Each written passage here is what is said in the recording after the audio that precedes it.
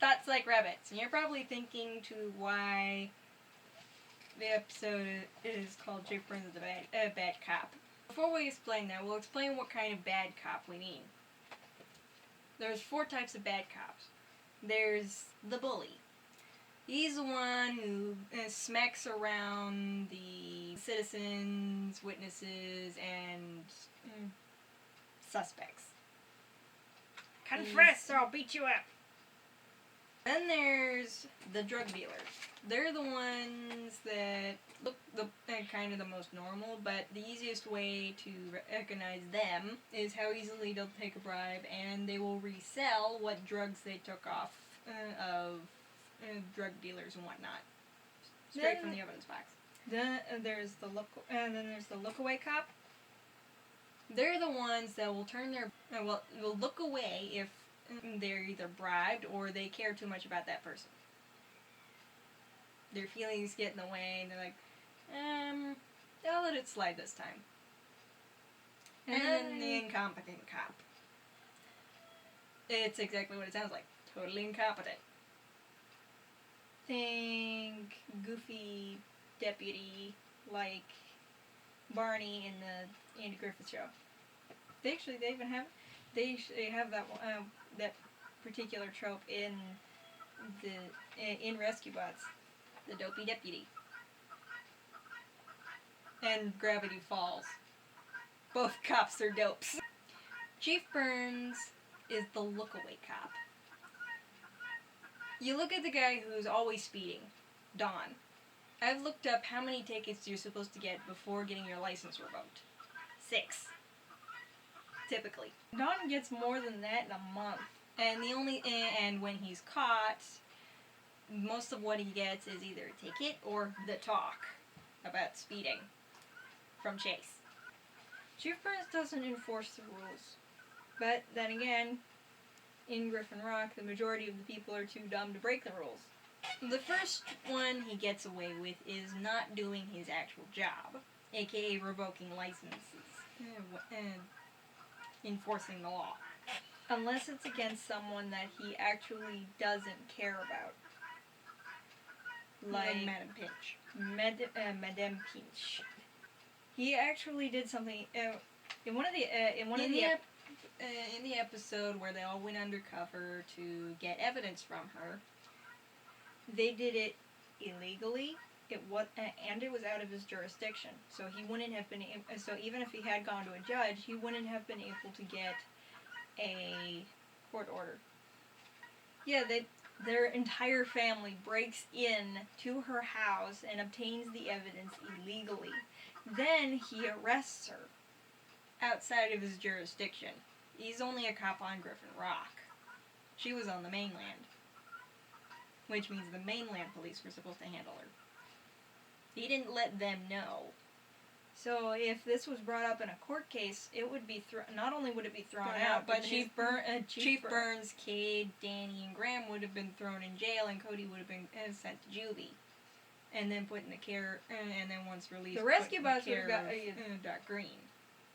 Cade would have been able to actually get the lightest sentence because he was mostly the lookout. That was all he did. It was like he's an accomplice. Sentence. Chief Burns would have gotten the worst of it because there is quite a number of crimes that he did. And another thing Chief Burns is he treats the whole town like they're his kids, but he doesn't treat his own kids like they're his kids half the time. He doesn't discipline them. We stated in a previous episode. Put the link up there. I should warn you, it's a very, very long video, so. All about how Cade is being bullied. Chief Burns completely ignores this. In fact, he's kind of encouraging it. If he's not ignoring it, he's actually encouraging it from because Danny looks at Cade. Well, Danny looks at Cade and calling him fat and dumb and whatnot, and Chief Burns just kind of shrugs it off, well, either shrugs it off or makes a comment similar to what her statements are. Looks down in the episode where Cody was going through a time loop. He looks down at Cody and goes, I wish it could. It's when it wouldn't grow up so fast. And then Cade comes over, and then he with goes, a big smile on his face. well, most of you. Cade heard every word. From the look on his face, you wouldn't assume that Cade was hurt by that. But if you know exactly what his smile was really is, then you would feel even more sorry for Cade, because he definitely feels it. Cody and Danny are his favorites. He kind of ignores Graham for the most part. Cause Graham's like really quiet in the background all the time. He kind of shrivels up, hides behind Danny when she starts bullying Cade so he doesn't become the next target. He does listen to Graham occasionally, but only when Graham feels it's necessary for him to step forward. Despite the fact that Danny and Cody are his favorites, he still doesn't believe that his kids. They throw him the surprise birthday party every year.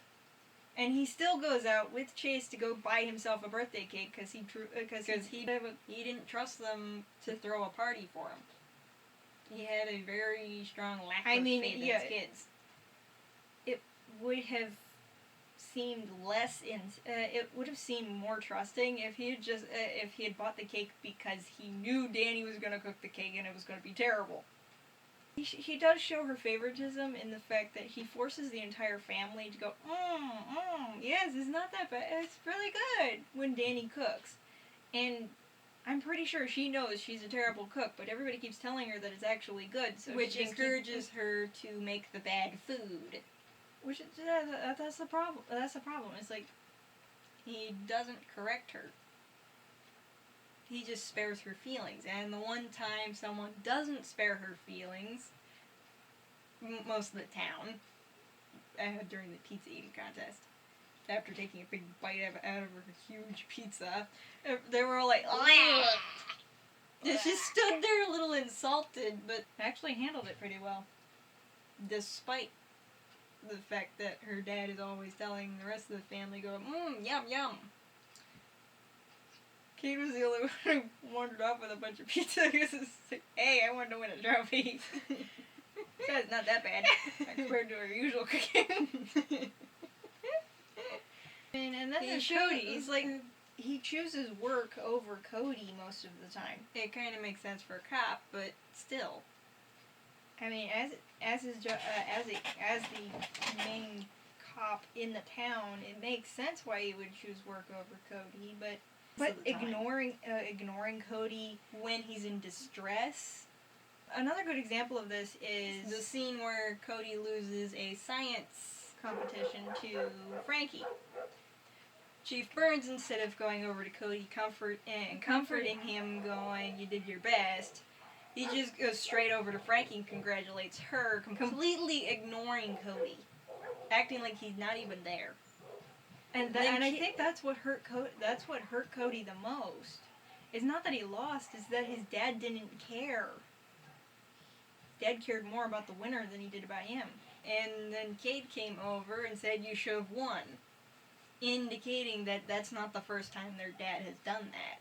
Well, if you take that scene at face value, what it looks like Cade is doing is like he's kind of awkwardly trying to comfort Cody while also being mad at somebody else, possibly Frankie for beating him, or the mayor for choosing. But if you actually dig a little deeper, what you figure out is that if his kid loses, that if Chief Burns will ignore his children if they lose. Hence to why Cade has so many trophies. He's not a favorite, and he has to work twice as hard as everyone else to get their dad to even care. Okay, and another example is Danny. Danny is also one of his favorites, but she reveals that she wanted to be a racer, but instead became a pilot because that's not what Cade and Graham were. But technically, you could become a pilot before you could become a fireman. Mm-hmm. The only requirement for being a pilot, for being a helicopter or plane pilot, is to be tall enough to see out the window. That is the only requirement. With a fireman, you have to be 16 or older. Because of muscle development. And Graham, he would have had to get his engineering degree at 16 or 17. The youngest he could have gotten a degree is like, it's like 18. So Danny's excuse doesn't make any sense. But if you put into context that she wants to be a racer, she loves the thrill of the adrenaline. She's a little bit. But her dad does. But if her dad doesn't approve, then then it's not going to happen. It's not going to happen because when he says no, they don't get a choice. He keeps telling them follow your dreams, but then doesn't let them do that. It's not a good dad. Jeff Burns figures that as long as they do a job within the family, they're okay. Which is why he has no qualms with Cody being choosing to be a medic. Because that would still put him under his jurisdiction. But because of all that we've figured out about Chief Burns, there's this one episode where he actually does get a date, but then she's gone. She claims that she's moving in onto the island to stay with her nephew. Chief Burns, you're a legend on the Force. But then she disappears for the rest of the series. The question is, where did she go? As an ex-cop, if she felt like she wanted to go back into the Force, she could easily just ask Chief Burns if she can join him in the police as a cop. He would let that happen, even if that's not how you're supposed to do it. But if she found out something about him, like how bad he actually is, that would make her leave the island. No one ever talks about it again. His discipline style. I know that happens in a lot of shows like that. Yeah, Chief Burns, his disciplining style with his kids is he tends to give more of a glare. He's somewhere between looking away when something bad is going on but also tends to keep everybody under his thumb. Yes, he always, whenever Cade gets out of line or disagrees with him, like in the episode The Griffin Rock Triangle, Cade snaps and Chief Burns, his only response is giving him a deep a glare, or pretty much saying, shut up. I mean, and we suspect that moment was actually something else was bothering Cade. So he snapped about what was going on at the moment. Snapping at what was going on in the moment because he hadn't dealt with what was actually bothering him. And Cade has already shown that he doesn't like telling anyone his problems. Because there are quite a few episodes where Cade gets upset and he just goes either straight to his room or tells the person who's asking, normally Cody, to do something else. Like, go watch Heatwave or go back to bed. Another thing Chief Burns does is he lies straight to his kid's face. He lies to everybody. Sometimes it's a lie of omission, sometimes it's a white lie. I mean, taking the birthday episode example, he did a little white lie that nearly got him and Chase killed. I mean, and in that episode, Chase learned that lying is, like, bad. Even a little white lie can get totally out of hand. So Chase is always watching out for things like that. Then there's, I mean, yeah, he also keeps lies of omission. He keeps important information away from the townsfolk, like their communication tower is crumbling and needs repairs. They need money to repair it because the mayor decided to buy an inflatable sports arena, which was one of the dumbest things he could ever buy. Every single player had metal cleats on it. How does it not pop before they even got on the field? It was more of the force.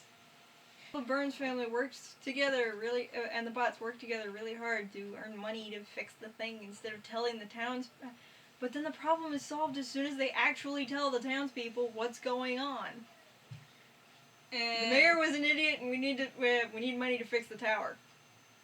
I will pay you not to drive me around anymore. Yeah, in the very first episode, he was willing to lie to his kids' faces About the rescue bots, and that went horribly wrong, especially with Cade and Heatwave, because he told the kids that they're just getting plain old robots. And these people are going to be working with these alien robots for quite a while. Immediately telling them, hiding the truth from them doesn't make any sense. Especially when you consider that one needs to know the truth. Well, they all needed to know the truth so they could actually work with their bots. Because if they just ordered the bots around all over the place, it was just going. It would have strained the relationships. I mean, you can already see this in the second episode. Graham is kind of terrified. Graham is kind of terrified because higher technological level, and he feels like a complete dum-dum. He feels inferior to. He feels inferior, and that's kind of what strains their relationship. But Boulder gets around that by pointing out that, hey, your stuff is interesting. Earth is fascinating. It's got all this stuff I'd never even seen before. This is curiosity that builds the relationship. Danny and Blades. Danny, had she known that Blades was alive and intelligent in the first place, she probably would have jerked on his control stick all that as hard. Because she does end up becoming a little more gentler after she finds out that that he's alive. This is like, but she does start off kind of snappy, angry, rough. It's like, work, you stupid machine. And Blades didn't like it. Chief Burns was the only one who actually communicated with the bots, and Chase had no problems. He works with Chief Burns. He has no problem with him. Heatwave and Cade, their relationship was strained because of that lack of trust between them. That lie that his dad told me he's a dumb machine. So I'm going to treat him like a dumb machine because I believe he's a dumb machine up until he proves that he's alive, and even then he's like going to treat you like a dumb machine because either my dad lied, which I don't want to believe, or you are alive, but I don't want to treat you with any respect because you lied to get into my life. Yeah, Cade does not respond well to a lie. And therefore it also strains his relationship with his dad on that point. Cody gets along with the bots though because he figured it out really quick. Wow. I knew something they don't know. Cade would have responded quite differently and probably more positively if he had known that Heatwave was alive in the very first episode. Yeah. And probably would have freaked out going, totally cool, or something like that. Just, you're my partner. You're my partner. This is awesome. They would have started off not so rocky. Yeah, and then there's the mayor is kind of an idiot, but because he's so easily, but he's also easily manipulated. So when Chief Burns wants something done that involves the mayor, he just talks him down. And that's sort of how he controls the town, through the mayor. But he also controls the people directly because they come to him for everything, and he looks away. And because he looks away, he doesn't know what's going on in his own kids' lives. For instance, Danny bullied Cade about having a nightlight in the Gremlin episode. And Chief Burns' response was, "What? You have a nightlight? When did you get a nightlight? How long?" And then never brings it up again. And you can see how much Cade doesn't trust his dad by the fact that he will put up his egomaniac smile, which is his self-defense. Well, one thing you notice about Chief Burns is he never shows any physical affection towards any of his kids except for Cody. He'll put his hand on his back. Pat him on the back once in a while, or rub his head or something. And that's about. With Kate, he'll kind of just keep his distance. With Danny, he'll stand next to her. He'll just let her stand next to him. With Graham, he kind of has to coax out. And the bots are pretty oblivious. Well, I think the reason why the bots don't realize that something's wrong is because in their minds it's just okay. This is probably normal human family behavior. When it's not. The Burns are really their only personal examples that they can find. They don't ask anybody else if that's something normal because it never occurs to them that it's not. Like you grow if you grow up with someone who has a mental condition, You think like but you think it's normal or cute or something like that, and then you don't see anything wrong. You don't notice that there's anything wrong, but then you leave. You get a degree in psychology, and then you come back and goes, "How long has that been there?" Yeah, and then you look at Optimus and Chief Burns' relationship. Chief Burns refers to Optimus as Optimus, like everybody else, and Optimus refers to Chief Burns as old friend. But I think it's more emphasis on the old than the friend, unlike Ratchet, where it's more emphasis on the friend than the old. We're friends because I've known you a long time. I've known you a long time, therefore you are my old friend. Chief Burns, it's you are my friend who is old. Then, when he talks to Chief Burns, it's always on a business level. It's rarely on a personal level. Whereas, on the other hand, you see Cade talks to Optimus, and he gets away with what's up Double Dutch and all and gets away with fun phrases that just totally blows Heat away. Just told you not to embarrass me. Yeah, Optimus gets quite personal with Cade, more than one occasion. I mean, Optimus even talks to Cody like he's just a little kid that he's teaching, or something. So it's like, you're a little kid. I'm gonna have some fun with you. That's it. I'm a giant dinosaur.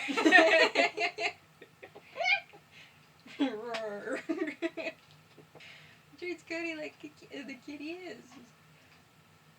He treats Cade like he's one of his soldiers, like he's part of the family. Because I think Optimus sees Cade as an Autobot. He's not just a fireman. Yeah, with Woodrow, Chief Burns' brother, Woodrow, he likes to explore. Chief Burns has a pretty good relationship with him, being more along the lines of, look what I found, look what I found! Okay, yeah. It's weird. I get it. Get out of my face. Big brother, little brother. That's a little brother thing. It's also interesting to point out that you can sort of that Chief Burns is a widower.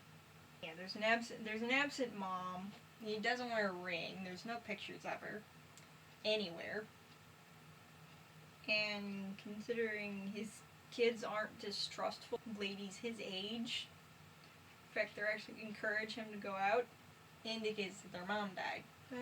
It's more of an indicator that their mom died. Plus, it would make sense that if she was in the military and she was a liaison to the Autobots before Fowler, that would kind of make sense as to why they would choose Griffin Rock out of all of the places in the U.S.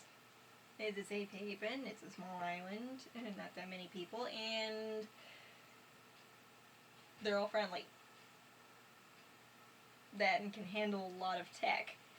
Plus, it's kind of disconnected from the military, so it's like a good way to keep them out of the loop. The fact that she died fighting elsewhere by a Decepticon accidentally.